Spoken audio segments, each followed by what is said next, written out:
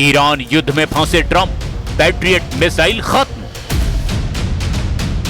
ये वाकई हैरान करने वाली बात है कि जिस वक्त हूथी सऊदी अरब की तेल रिफाइनरियों पर मिसाइलें दाग रहे हैं, उन्हें फूंका जा रहा है, ऐसे वक्त में ट्रंप ने सेना को आदेश दे दिया है कि ईरान पर हमला मत करो। इससे भी ज्यादा चौंकाने वाली खबर तो ये है कि 5 महीने से चल रहे ईरान युद्ध में ऐसा पहली बार हुआ है जब कुवैत और बहरीन ने मिलकर यूएई की मदद से ईरान पर सीधे मिसाइल और ड्रोन हमला कर दिया। दावा किया जा रहा है कि पहली बार कुवैत और बहरीन की सेना ने मिलकर के ईरान पर हमला किया है। इन हमलों के बीच अचानक अमेरिका की तरफ से ईरान पर हमला न करने को लेकर एक चौंकाने वाला दावा अमेरिकी मीडिया द न्यूयॉर्क टाइम्स और एक्सियोस की रिपोर्ट में किया गया। द न्यूयॉर्क टाइम्स और एक्सियोस की रिपोर्ट के मुताबिक अमेरिकी राष्ट्रपति डोनाल्ड ट्रंप ने शुक्रवार यानी 24 जुलाई 2026 को अपने शीर्ष सलाहकारों और कैबिनेट मंत्रियों के साथ एक लंबी हाई लेवल बैठक की और इस बैठक के बाद ट्रंप ने अमेरिकी सेना को ईरान पर किसी भी नए और बड़े हमले करने से रोकने का सख्त आदेश दे दिया।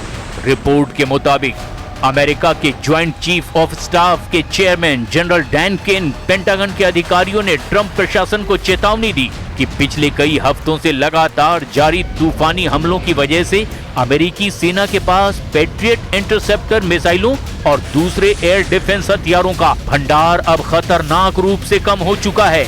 अब हालात ये हैं कि अप्रैल के अंत तक अमेरिकी सेना मिडिल ईस्ट में 1200 से ज्यादा पैट्रियट इंटरसेप्टर मिसाइलें खर्च कर चुकी है। अगर युद्ध और लंबा खिंचता है और इसी रफ्तार से और आगे बढ़ता है तो मध्य पूर्व में तैनात अमेरिकी सैनिकों और उनके सहयोगी देशों की रक्षा करना नामुमकिन हो जाएगा।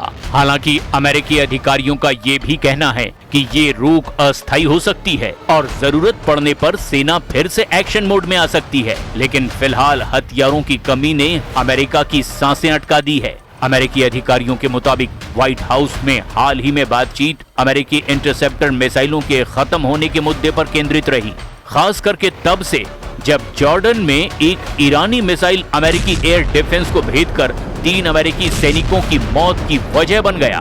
अमेरिका में सैनिकों की मौत पर भारी नाराजगी दिखाई दी। न्यूयॉर्क टाइम्स के सूत्रों के मुताबिक अमेरिकी जनरल डैन केन ने कहा कि ईरान के साथ पूर्ण युद्ध संभव तो है, लेकिन इसमें मध्य पूर्व में अमेरिकी सेंट्रल कमांड यानी सेंटकॉम के पास मौजूद मिसाइलों की संख्या बहुत कम हो जाएगी।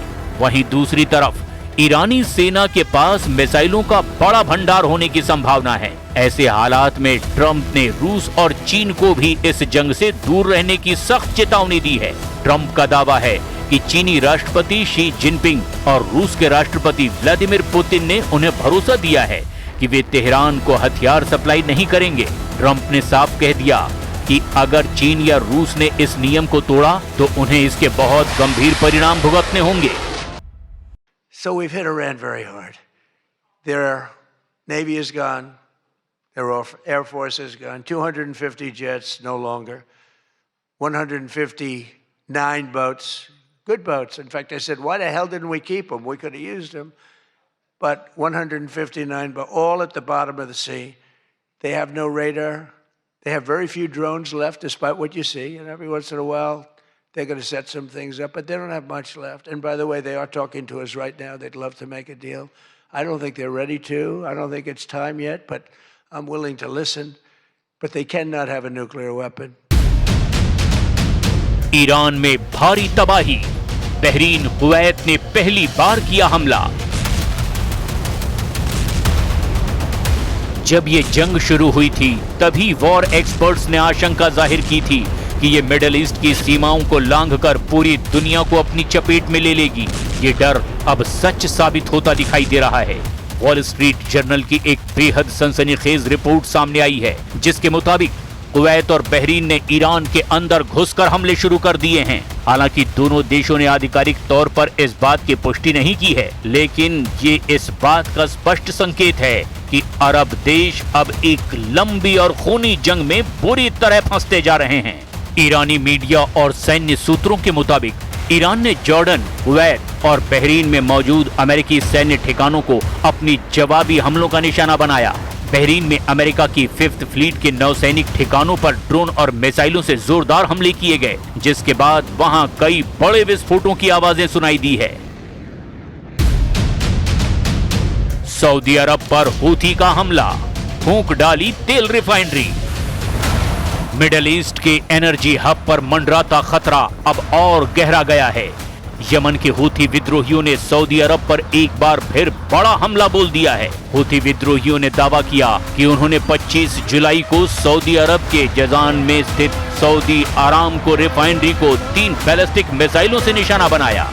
ये जानना भी जरूरी है कि जजान रिफाइनरी सऊदी अरब की 5वीं सबसे बड़ी ऑयल फैसिलिटी है। इस हमले के बाद कुवैत समेत कई खाड़ी देशों ने इसकी कड़ी निंदा की है। इसे वैश्विक व्यापार और नौवहन के लिए गंभीर खतरा बताया है। हालांकि हूथी डंके की चोट पर अपने हमले को कामयाब बता रहे हैं।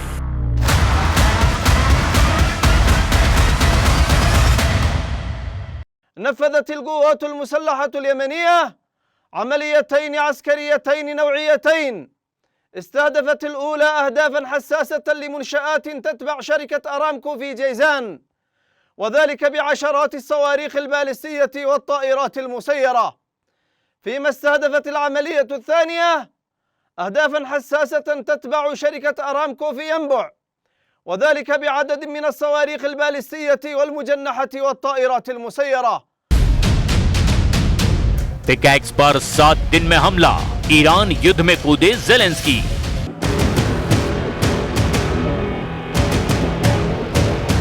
अट्ठाईस फरवरी 2026 से आज तक अमेरिका और इजराइल ईरान के परमाणु ठिकानों को पूरी तरह से नष्ट नहीं कर पाए हैं। हैरान करने वाली बात तो ये है कि अब ट्रंप को लगता है कि अगर हमने जल्द ही ईरान की परमाणु क्षमता को पूरी तरह से तबाह नहीं किया तो इजराइल के साथ साथ पूरे अरब को ईरान तबाह कर डालेगा। खबर तो यहाँ तक है कि ईरान युद्ध में ट्रंप ने यूक्रेन को भी शामिल करना शुरू कर दिया है। दावा तो यहाँ तक किया जा रहा है कि ज़ेलेंस्की ने ट्रंप को भरोसा दिलाया है कि वो ईरान के शाहिद 136 ड्रोन और मिसाइलों को तबाह करने के लिए अपने माहिर कमांडर और स्पेशल टीम को ईरान के खिलाफ जंग में उतार देगा। इस बीच इस युद्ध में सबसे बड़ा मोड़ पिकैक्स माउंटेन को लेकर आया है। नतांज परमाणु परिसर के पास पहाड़ की ठोस चट्टानों को काटकर 100 मीटर नीचे बनाया गया ये बंकर ईरान का सबसे सुरक्षित सेंट्रीफ्यूज ठिकाना है। इसी को ट्रंप हर हाल में तबाह करना चाहते हैं।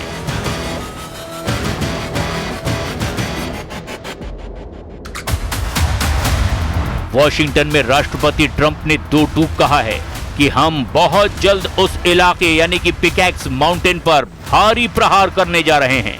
वॉशिंगटन का लक्ष्य ईरान में सत्ता परिवर्तन करना नहीं बल्कि ईरान को पूरी तरह से परमाणु मुक्त बनाना है। हॉर्मुज़ पर ईरान का नियंत्रण पूरे विश्व व्यापार के लिए एक खतरनाक मिसाइल बनता जा रहा है। ईरान पर आसमानी कयामत, ट्रंप को यूक्रेन से मिला गुप्त हथियार। समंदर के बाद अब बात करते हैं आसमान की। अमेरिका ने यूक्रेन के साथ जो दूसरी सबसे बड़ी डील की है वो हथियारों की नहीं बल्कि डेटा और इंटेलिजेंस की है। जैसा कि आप जानते हैं, रूस ने यूक्रेन युद्ध में ईरान के शाहिद 136 सुसाइड ड्रोन का अंधाधुंध इस्तेमाल किया, लेकिन इस तबाही के बीच यूक्रेन ने चुपचाप एक बड़ा काम किया। यूक्रेन की एंटी ड्रोन महारत। पिछले 3-4 सालों में यूक्रेन ने ईरानी ड्रोनों को ट्रैक करने, उन्हें हवा में ही हैक करके गिराने और उनके इलेक्ट्रॉनिक सिग्नल्स यानी जीपीएस और ग्लोबल नेविगेशन स्पुतनिक सिस्टम को भी जैम करने के लिए इलेक्ट्रॉनिक वॉरफेयर में गजब की महारत हासिल कर ली है। यूक्रेन ने ईरानी ड्रोन्स की एक फ्रीक्वेंसी, उसके नेविगेशन सिस्टम और उनके सॉफ्टवेयर की कमियों का पूरा टेक डेटा इकट्ठा कर लिया है। ईरान के खिलाफ इसका इस्तेमाल।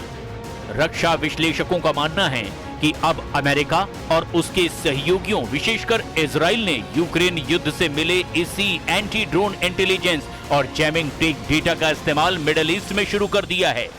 यही कारण है कि आज जब ईरान या उसके समर्थित गुट हिजबुल्लाह या हूथी मिडिल ईस्ट में अमेरिकी बेस या फिर इजराइल पर ड्रोन छोड़ते हैं तो यूक्रेन से मिली इसी तकनीक के दम पर अमेरिकी रडार उन्हें उड़ते ही कुछ मिनटों के भीतर जैम करके क्रैश कर देते हैं। ईरान की तबाही के लिए ट्रंप और यूक्रेन की यह खतरनाक डील ईरान के उस घमंड को तोड़ने के लिए की गई है जो वो अपनी ड्रोन पावर और तेज स्पीड बोट्स को लेकर करता रहा है। अमेरिका अब ईरान को उसी के हथियारों से उसी के समंदर में मात देने की तैयारी कर चुका है। लेकिन दिक्कत यह है कि ईरान अब नए मोर्चे यूरोप में भी खोलने लगा है। इसका दायरा अब यूरोप तक पहुंचता दिखाई दे रहा है। ईरान ने सीधे तौर पर ब्रिटेन को खुली धमकी दे दी है। ईरान के इस्लामिक रिवॉल्यूशनरी गार्ड कॉर्प्स के प्रवक्ता ने 25 जुलाई को एक तीखा बयान जारी करते हुए कहा कि ब्रिटेन को चाहिए कि वो तुरंत अमेरिका से दूरी बना ले।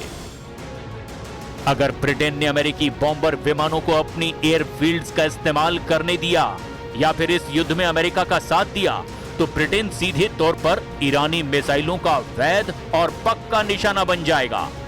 IRGC ने दो टूक कह दिया कि खाड़ी के देशों से लेकर यूरोप के किसी भी मुल्क तक जो भी अमेरिका का समर्थन करेगा उसे ईरान के गुस्से का सामना करना पड़ेगा।